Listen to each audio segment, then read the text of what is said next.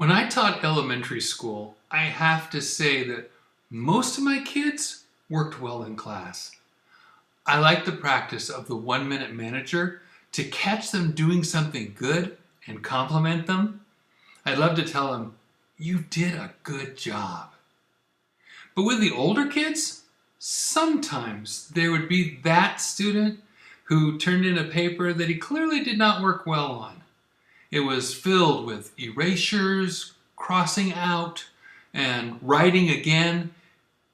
And it wasn't a draft, it was the final copy. Then when I'd look at his work, I'd look at him and say, "Is that your best job?" And he'd look sheepish and say, "No, Mr. Daniels." And I'd have him do it over again. I've told you some about the Sinaiticus, the book that changed Bible believers into Bible doubters, almost overnight, starting in the 1860s. I've told you about the perfectionist, Scribe D. But now I'm going to show you another reason why I believe Sinaiticus is not the document the experts have made it up to be, simply by letting you see it for yourself up close. Then ask yourself, was that their best job? You'll be amazed at what you find out. Ready? Hi, I'm David Daniels from Chick Publications. First, listen to this scripture about the sacrifices to the Lord, which are supposed to be perfect and without blemish. Malachi 1:8. And if ye offer the blind for sacrifice, is it not evil? And if ye offer the lame and sick, is it not evil? Offer it now unto thy governor. Will he be pleased with thee, or accept thy person, saith the Lord of hosts? Now let me ask you a simple question. If you were offering your very best to the emperor, what would it look like? In Codex Sinaiticus, the story of the world's oldest Bible, David Parker wrote, "It has been claimed that the Codex may even have been written at the emperor's express command.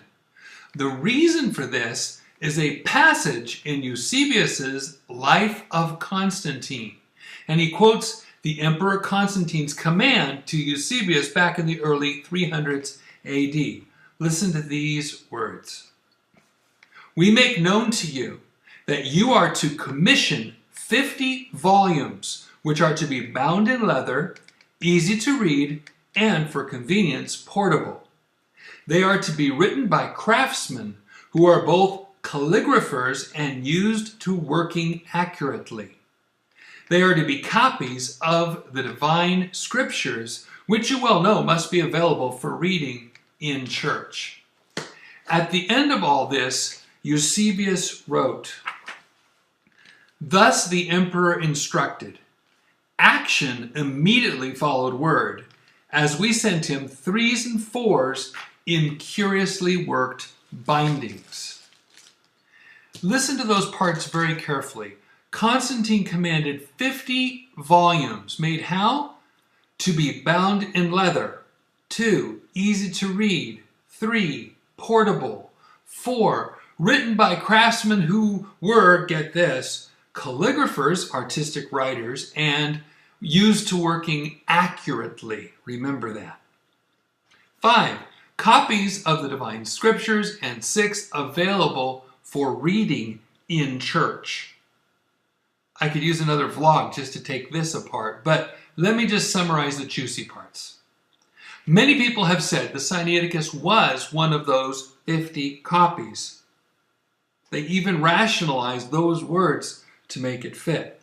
And the only pictures of Sinaiticus we ever saw in our books in school were beautiful, perfectly set pages of text.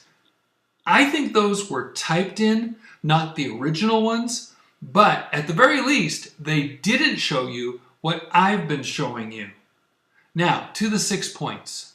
Number 1, the Sinaiticus isn't bound in beautiful leather. In fact, from the time in 1859 when Tischendorf brought it out of Egypt, it has had no binding at all.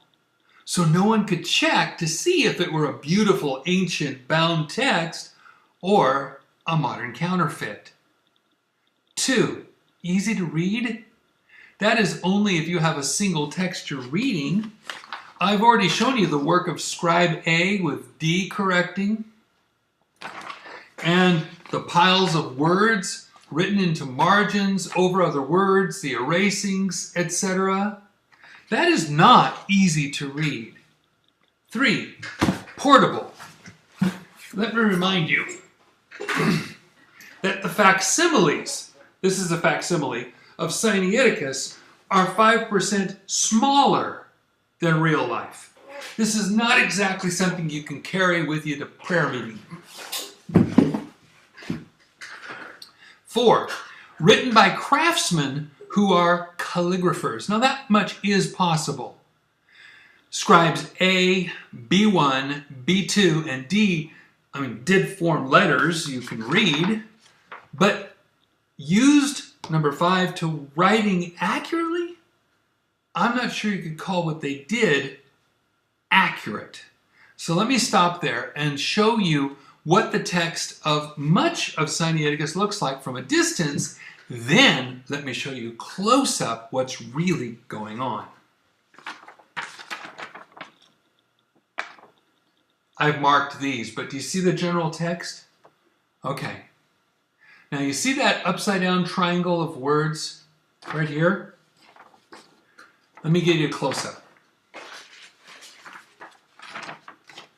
In English, it says this: at the sign of the 3 crosses is the end of the 7 leaves, which are superfluous and not a part of Esdras.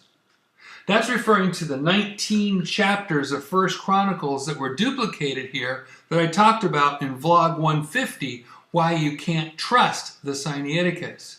There are so many things wrong here.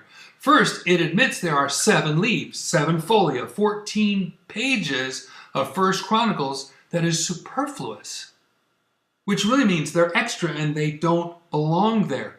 But they didn't take them out and fix it. Second, see those 3 crosses there? It says where the sign of the 3 crosses is the end of the 7 leaves. But it's not. The end of the 7 leaves is up above where I drew that red line.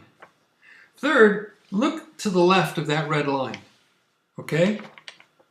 That circle next to it that I made is around something that's smudged out. Can you see it? It's a cross, but it's not the 3 crosses from the note.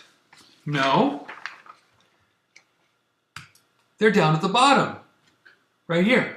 And there's another set right here on the right side of the note as well. So even the note about the mistake is a mistake. This is a big mistake. But there are also little mistakes all through Sinaiticus. Even in the Psalms, remember I told you they are beautiful, and they are. But if you look closely, I'm going to zero in right here. They have mistakes. Here's that part zoomed in. Do you see it? How about if I mark them for you? There you go. See, it doesn't matter how you slice it or where you look. Not even in Scribe D. Let's face it, it's nobody's best job, and it's not a final job either. So that's why the mess called Sinaiticus is all the more surprising to me now that I finally get to look at every page for myself. It doesn't look like the final work of any real scribe at all. It looks more like a messy term paper in the middle of corrections. It looks more like a draft copy before they knuckle down and make a real Bible. If you turn that into your teacher, you'd get an F. He'd say, don't give me your draft, give me your final copy. I don't think anymore that Sinaiticus was one of Constantine's 50 Bibles. So why is Sinaiticus in that messed up condition? That gets into my theory, and that's for another vlog. But in the meantime, aren't you glad? You can simply trust what God put in plain sight. We have God's preserved words, which we have in English in the King James Bible. It's easy to read, it's portable, it's beautiful, it's accurate, and best of all, it's Scripture. Every word of it. God bless you and have a wonderful day.